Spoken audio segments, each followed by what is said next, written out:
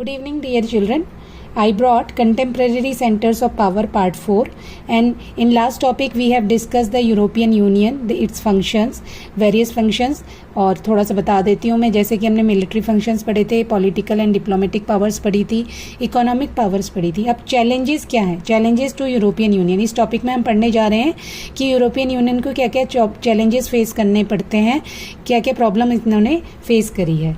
As ये भी important topic है एग्जाम में के लिए.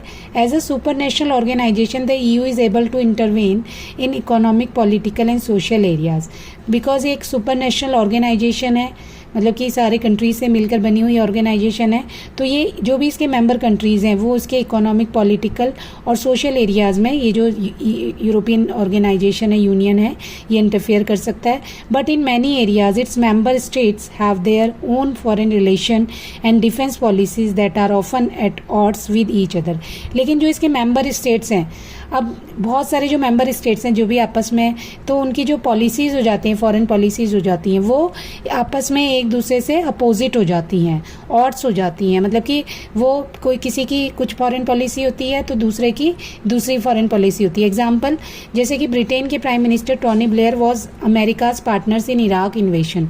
जब अमेरिका ने इराक पर इन्वेशन किया था, अटैक किया था 70s के आसपास, तो ब्रिटेन के जो प्राइम मिनिस्टर थे टोनी ब्लेयर, उन्होंने अमेरिका का साथ किया था. बल्कि जबकि many of EU's new members made up the US led coalition of the willing, whereas Germany and France opposed American policy. और बहुत सारे जो नए मेंबर्स थे उनकी भी इच्छा थी कि US की जो पॉलिसी है उसे फॉलो करने का, उनको ज्वाइन करने का, कोalition को ज्वाइन करने का, लेकिन जर्मनी और फ्रांस ने अमेरिका की पॉलिसी को अपोज किया. पहला पॉइंट तो यही है कि ये चैलेंजेस हैं कि उनकी अपनी अपनी सोच अलग अलग हो जाती है जो मेंबर नेशंस हैं. There is also a deep seated euroscepticism in some parts of Europe about the EU's integrationist agenda. अब जहाँ पर यूरो डॉलर्स की बात आ जाती है तो वहाँ पर कोई बहुत से कंट्रीज़ ऐसे हैं जो यूरो को एक्सेप्ट नहीं कर पाते हैं. इसे ही यूरोसेप्टिसिज्म बोला गया है. डीप सीटेड मतलब कि अगेंस्ट है वो यूरो डॉलर के. एग्जाम्पल, ब्रिटेन की former prime minister Margaret Thatcher kept the UK out of European market. उन्होंने जो ब्रिटेन की फॉर्मर प्राइम मिनिस्टर है मार्गरेट थैचर, उन्होंने यूनाइटेड किंगडम को यूरोपियन मार्केट से, EU के जो मार्केट बना था उससे बाहर रखा. Denmark and Sweden have resisted the maastricht treaty the adoption of the euro. और डेनमार्क और स्वीडन ने भी पहले maastricht ट्रीटी को साइन नहीं किया यूरो को अडॉप्शन करने के लिए, मतलब कि वो भी यूरो के खिलाफ थे. This limits the ability of EU to act in matters of foreign relation and defense. यही जो दो challenges हैं, इससे EU के जो मैटर्स, फॉरेन रिलेशन और डिफेंस के जो मैटर्स हैं उन्हें कंट्रोल करते हैं, मतलब रोक देता है, लिमिट कर देता है EU की फॉरेन पॉलिसीज़ को. तो I hope you have.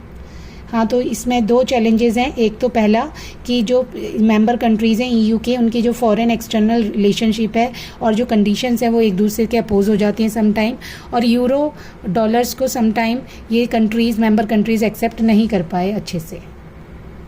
Next, now we'll discuss about the new association. This is the association related with the South Asia. Association of South East Asian Nation, ASEAN, South East Asia. और ये south East Asia की countries ने मिलकर बनाया है. This region of Asia suffered the economic and political consequences of repeated colonialism both European and Japanese. और जो ये एशिया की जो ये छोटे छोटे स्टेट हैं, छोटी छोटी कंट्रीज़ हैं, इन लोगों ने मिलकर जो आसियान बनाया है, लेकिन इन्होंने बहुत सारी प्रॉब्लम्स को, पॉलिटिकल प्रॉब्लम्स को फेस किया. वो पॉलिटिकल प्रॉब्लम कैसी थी? यूरोपियन और जापानीज़ का कॉलोनियलिज्म था. At the end of the war, it confronted problems of nation building. अब जब वॉर ख़त्म हुई, सेकेंड वर्ल्ड वॉर ख़त्म हुई, तो नेशन बिल्डिंग की जो सिचुएशन थी उसे इन्हें फेस करना था. द रेवेजेस ऑफ पॉवर्टी, बहुत बुरी तरह से पॉवर्टी फेस कर रही थी ये south east Asian countries. Economic backwardness थी. The pressure to align with one great power और अनदर ड्यूरिंग कोल्ड वॉर.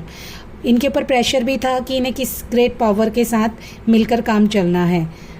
या दूसरी किसके साथ चलना है, या दूसरी किसी कंट्री के साथ ज्वाइन करना है कोल्ड वॉर के टाइम पीरियड पे, कि अमेरिका के साथ ज्वाइन करना है या यूएसएसआर के साथ ज्वाइन करना है.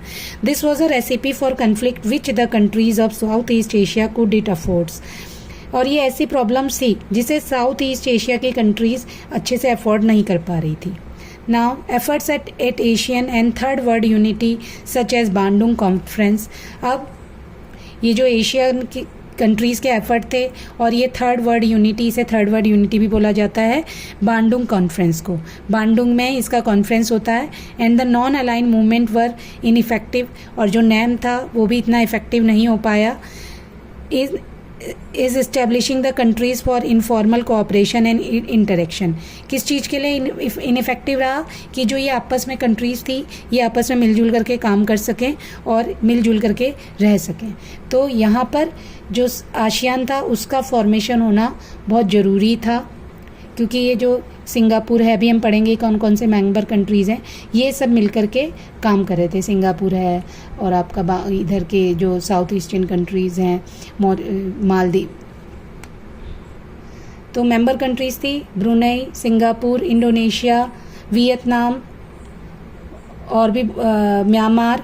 ये सारी इसकी फाउंडर कंट्रीज़ हैं. इनके बारे में हम डिस्कस करेंगे नेक्स्ट टॉपिक्स में. I hope you have understand the topic. Thank you for watching children.